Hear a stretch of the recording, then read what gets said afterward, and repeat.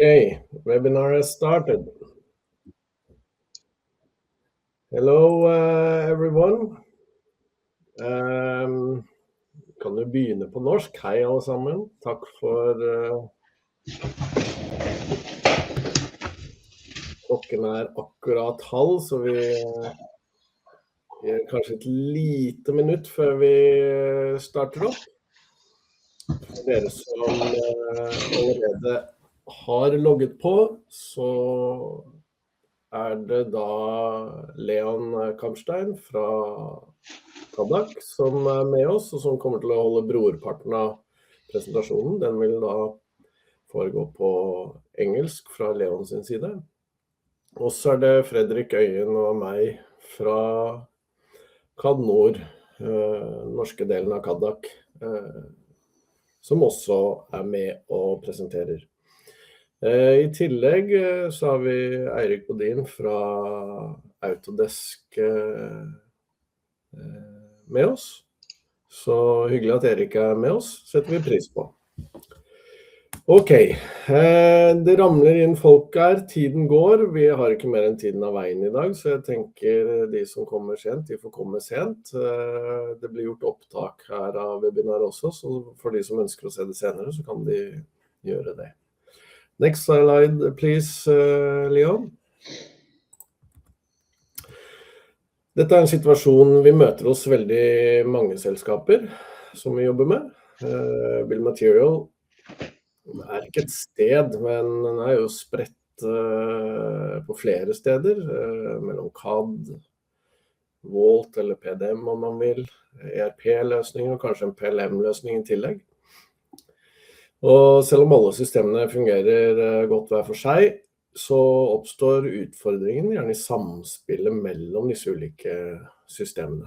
Resultatet ofte flere versjoner av bommen som går i omløp, manuelle mellomledd, og i praksis så fører det til lav tillit til hva som faktisk riktig. Next slide, please, Leon. Konsekvensen av dette ser vi veldig tydelig i hverdagen. Engineering gjør en endring, men den når ikke ut i tide. Produksjon jobber videre på en gammel versjon, og innkjøp bestiller kanskje feil komponenter. Og da går det mye tid til å lete, dobbeltsjekke og rydde opp i etterkant. Det ikke nødvendigvis store feil, men mange små brudd eller feil som til slutt skaper en del friksjon kan føre til relativt store konsekvenser. Next, please, Leon. Og det viktigste her at det sjelden handler om at systemene dårlig. Problemet at man mangler en tydelig struktur og kontroll på selve bommen på tvers av systemene. Man har flere kilder til sannhet, uklart eierskap og endringer håndteres fragmentert. Så spørsmålet egentlig, hva om du hadde en felles styrt bill material som alle jobber ut fra? Og det akkurat det vi nå skal se på i dag. Next, please, Leon. Hvis dette føles kjent, du ikke alene. Det akkurat dette som vi skal se på i dag. Flest ingeniørdrevne selskaper opplever dette. Spørsmålet hvordan tar du faktisk kontroll over dette i praksis uten å legge til mer kompleksitet? Leon skal nå vise litt om dette. Yes, Leon, maybe we should switch to English and you can continue with your presentation. Okay, thank you. Do a demo with the help of Fusion Manage, of course. I'll try my best. All right. Very good. Thank you, Leon. Okay, good morning, guests. Let's talk about BOMs. And the first thing you need to know, and probably most of you do, there's not just one BOM. Everybody in the process has its own needs. So everybody has its own BOM. On the left side, for instance, we see electrical BOM, mechanical BOM. This is all an engineering phase, which is basically the final result of your engineering applications. They all will be combined in a E-BOM, a total engineering BOM. And basically this describes how the product is designed. Before we move on to manufacturing, you start thinking like, okay, how should it be built? You need to add items, for instance, labels and consumables which you need during the manufacturing process. After manufacturing, there's something called an as-built BOM. So the M-BOM says what you wanted to build, but the as-built is what they actually built. Hopefully this is the same, but it's unfortunately not always the case. And then during the life cycle of the product, of course, it gets revised. There will be services, and then you get a maintained BOM, a service BOM, which is all the replacement parts during the time. So this one is definitely different from the engineering BOM at the beginning. We'll take a look at most of these, but not all. There will be a second webinar coming up regarding BOM management, which we will do a little bit later in the year. And there we will elaborate a little bit more from M-BOM onwards, probably to as-built and service BOM. For now, we will focus on the gray area. So let's start with it. Let's start with the mechanical BOM. The mechanical BOM is basically the final result from our first webinar, which we did recently. We had a machine in Inventor. It also existed within Vault. Then we used the synchronization tool between Vault and Fusion Manage to get the items finally in Fusion Manage. Not going to show this again. You can just watch back our previous webinar, but I'm going to show you the final result, how it looks like now in Fusion. So we go to our workspace, where's our items coming from Vault. So lots of items. Obviously, there is filter possibilities. Let's just filter for the main assemblies. At the top, we see our main assembly that we're talking about today is the mechanical BOM. See it here as well, mechanical BOM. Well, obviously, when we start scrolling, we see some properties at the bottom. Those are properties filled by PDM, by Vault, file size, item number, file name, status, all that stuff. Obviously, we have a bit of material, so we see the full BOM coming from Inventor. It's multi-level. And there's something called like viewables in the attachments, where you can just quickly view your item. Basically, this is the final result from our previous webinar. All right. Let's continue now with the electrical BOM. Electrical BOM is usually created in electrical application like AutoCAD Electrical, ePlan, maybe C Electrical, and then there's some sort of export capability which you can use to either go through Excel, if it's like occasional use, only once in a while you want to import data from electrical into Fusion Manage. If you want to do it a lot, you can make use of integration platforms like, for instance, SCADA Connect to import all this data automatically within Fusion Manage. Today, I will show you the Excel way, how it will go, because it's quite easy. So back at my item list in Fusion, as I said, I have lots of filter possibilities at the top right. Let's filter now for electrical, and the result is very little, nothing. We have no electrical components right now in my Fusion environment. What do we have is an Excel file. Obviously, the Excel file has lots of data, but the most important thing is the first column, the hierarchy column. Here you see the structure like sub-assemblies and sub-assemblies and stuff like that. Same thing you know from Inventor, for instance. It also exists in electrical applications. And since this is part of the Excel file, we will use this to create a structured list as well, a structured BOM in Fusion. We have wizards. You can just go to like import tool in Fusion Manage. That's what you see over here right now is lots of templates. We pick the electrical template. We pick the Excel file. Just give it a name. It's just one off for this time. I will say, okay, let's go for it. What you will see now is the the screen where you can map all your properties. So you have lots of properties in Fusion. On the top, on the item cards, you see lots of properties. We can link them to specific properties or cells, basically, within the Excel file.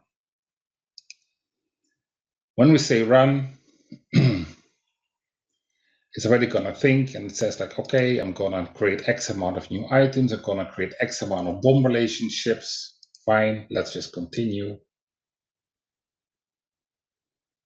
Then it will start thinking.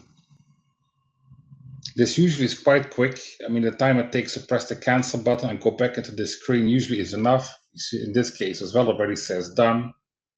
If you go back to our original view, I'll press F5. With a little bit of luck, it will show now a bunch. Oops. Well, you just saw it very quickly. There were a bunch of electrical components. So we imported all the electrical components from the Excel file. Let's take a look at some of them. So we see the list of electrical components right now, nicely integrated. Let's just start clicking. This is the main assembly. So basically, this is the electrical BOM. So what I'm going to do is I'm going to change the property BOM type into electrical BOM, so we can easily distinguish this file from all the other files being electrical BOM. You'll see that some properties from electrical has been come in. We save it. And now the most important thing is let's check out the bill of materials. Just like in Inventor, we have a multi-level BOM over here, which you can just click it open if you feel like. And all the items you see here are just hyperlinks to the actual item. So if you click one, for instance, here, a connector, it will automatically jump to the connector in a different tab. You see information here, like for instance, all the electrical properties that were coming in, but also, which is quite interesting, is like where used functionality, like volt is also available here in Fusion. You see exactly in what sub-assemblies these connectors were used. All right, let's go back to the main list. And obviously, if you just close this and go to the total overview, we're going to say show all. They see all the items here. And you see, you can make this nicely visual in a way that you can see the difference between Inventor parts, Inventor assemblies, AutoCAD electrical components, for instance. It's a nice overview which you can create over here. So importing data from any electrical application every now and then through Excel is quite easy. But once again, if this is something you do on a weekly basis, daily basis, then I strongly suggest you go use an integration platform to automate these tasks for you. All right. Once the E-BOM, the M-BOM, and maybe other BOMs, you never know, maybe there's some hydraulical application that you use, it also creates a BOM. When all the engineering applications are done with creating their BOMs, you can start combining them into one full engineering BOM. The engineering BOM defines the product as designed by engineering, contains all the components that form the final product. And this one is important right now. It represents the product structure independent of how it's manufactured. I mean, I deal with a lot of Inventor users usually, and they're already thinking like, okay, how am I going to produce this? How am I going to manufacture this? You know, I need to create a certain sub-assembly structure because at some point I have this and this machine to make it. But what if in the future you get different machinery, and because of that your manufacturing process changes? Then you would also have to go back to your engineering to change your sub-assembly structure. Well, you don't need to think about that. The way it is structured for manufacturing is something you deal with in your mechanical BOM, within your manufacturing BOM, not in your engineering BOM. So you can just only deal with the product structure. So what are we going to do right now? We're going to combine the electrical BOM, the mechanical BOM. We're going to add some other products that we need, and thus create a total combined engineering BOM. Let's see how it goes. So take another filter in my view, and now I see all the BOMs that I have right now. I have the mechanical BOM, I have the electrical BOM, and nothing yet. So what we're going to do now is just create a new item. We are asked to enter some basic information. You can fill as much fields as you want, but the most important one is that we indeed say that the BOM type is the E-BOM. Let's continue. Choose an image just because it looks nice, and we're done. Next step is to add the other items. So we go to the bill of material. We're just going to say we're going to add the mechanical BOM, we're going to add the electrical BOM. So we will have a total BOM over here right now for the whole engineering process. There we go. See, we have the total BOM, the E-BOM, which consists of the mechanical BOM and electrical BOM. We might need to add extra parts. Sometimes there is parts which are engineered, which are needed for engineering, but you didn't draw them in your CAD application, for instance. In this case right now, there's a few bolts which engineering has determined these bolts need a special type of Loctite, only these few bolts. So that's why we add this here in the E-BOM. And as a final result, we have now, I clicked again a little bit too fast. I'm sorry for that. So the final result, we have the BOM here right now, consisting of the mechanical BOM, the electrical BOM, and some extra items if needed. Yes, let's continue to do the video. Let's do a refresh quickly.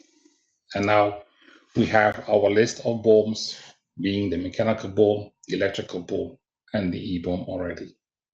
Starting to look good. Let's continue with the next one. The manufacturing BOM, I already said it, defines how the project is built in manufacturing. So it includes all the materials and consumables needed for production. So that means that once again, just like in the E-BOM, we have the possibility to add stuff to the BOM, which does not show up in any drawing from CAD. This could even be labor from people or machine time. Second thing, it reflects the product structure aligned with manufacturing processes. This is not something we're going to show today. This is something for the next webinar we're going to do regarding BOM. But as said, your manufacturing process can be just like 10 steps, and then you need 10 BOMs for each different step of manufacturing. Today, we have a product which has just one step, so we're going to stay with one BOM, but this is definitely possible. More of it for in future webinar. But it sounds a little bit like the E-BOM, right? We were adding parts here, we added extra parts, we added the Loctite, now we can add something again. What is now the difference between the two of them? Well, let's just say you are a manufacturer of cars. And there is gearbox oil of a specific type. So this car needs special gearbox oil. Engineering department has been thinking about it. Your product is not complete without this, meaning the gearbox oil is typically something you add to the E-BOM. Same with the Loctite I just said. There are a few bolts, only those bolts need a special type of Loctite. This is not your everyday Loctite. This is also part of your E-BOM. Your manufacturing BOM looks different. For instance, when your car is finished, it needs to drive out of the gate onto the transport. It needs a few liters of gasoline, right? So some fuel is definitely added in the M-BOM. But also Loctite generally used. Let's just say there is an understanding in your company that every bolt will go in with Loctite. Well, then this is just an M-BOM item. Of course, packing materials, assembly time, labor, maybe even machines, machine time, cost of machines. Sometimes I see customers put like a cost to drilling holes. So they want to know how many holes need to be drilled, for instance, how many square meters I need to paint. All that stuff is stuff that you can add to your MBOM. So the EBOM defines what the product is, and the MBOM defines what is needed to build it. If I start talking to our customers about this topic, there's definitely a gray area. There is items, products, which you can discuss for hours. Should it be in the EBOM? Should it be in the MBOM? And I can tell you some customers go for an item in the EBOM, while other customers go for the same item in the MBOM. This is not black and white. This is quite complicated. But in general, this is what it looks like. How does it look like, the MBOM? Well, let's take a look. So it's like basically we're going to do the same steps as before. We're going to create a new item. This time we're going to say this is the MBOM item. We're going to add some extra information to the fields if we feel like. And now comes the most important step again. We go to the bill of materials, and we're going to add, for starters, the EBOM item.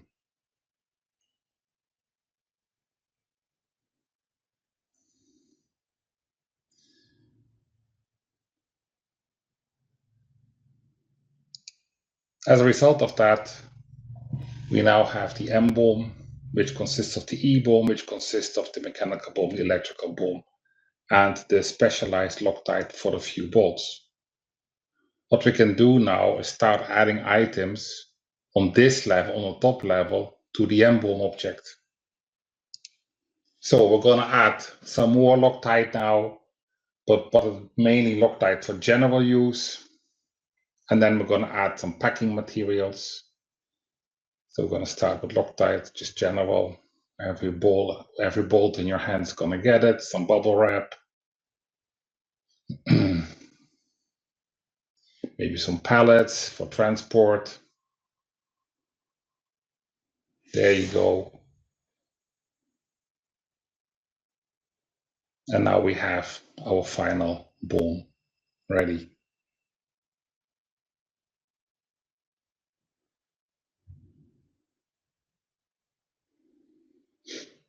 All right, well, the BOM is ready. We can go back to our overview, press F5, and then, of course, in the overview, we will have 4 BOMs now: the mechanical, electrical, the EBOM, and the MBOM.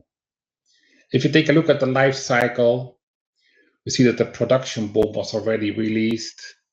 For demo purposes, I didn't release the electrical BOM and the EBOM now, just to save a little bit of time, but obviously in a normal process, you would go to a release process as well of the electrical BOM, then following up the electrical BOM and the mechanical BOM until all your BOMs are released and ready for production.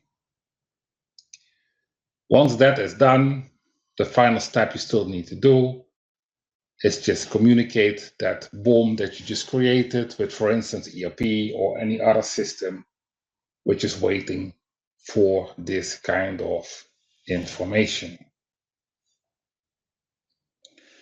Right. I think that's it for now. Not as long as last time this webinar. Are there any questions?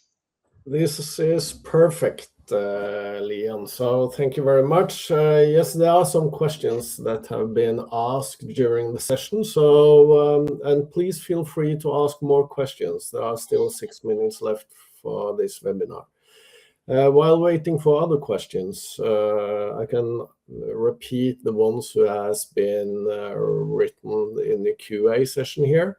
The first one is from Christian here. Does Vault to Fusion require using items in Vault, or can we continue using file-based Vault? The answer is yes and no.